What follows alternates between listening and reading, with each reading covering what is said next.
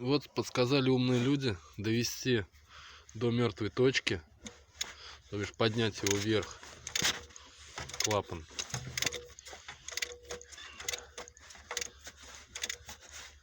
Потихоньку опустить назад до первого рывка.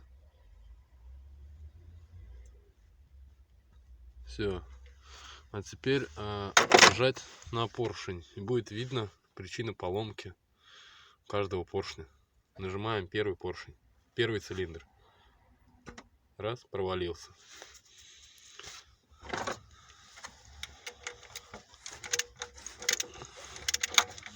Последующие два цилиндра.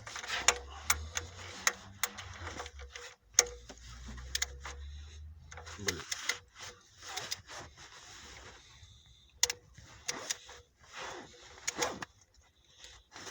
Доводим до конца. До оттяжки назад чуть-чуть проводим. Чуть-чуть углубилась. Нажимаем второй.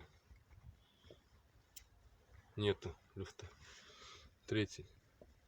Чуть-чуть провалился. Поехали дальше. И последний.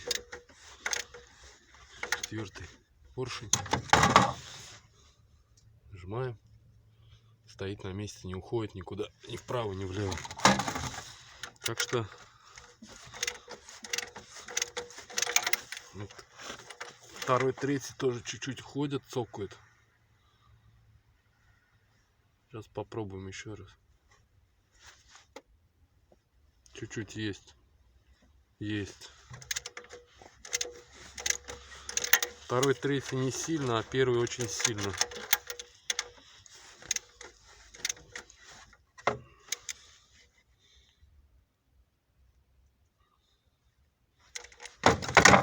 Фокусируем. Нажимаем. Смотрите.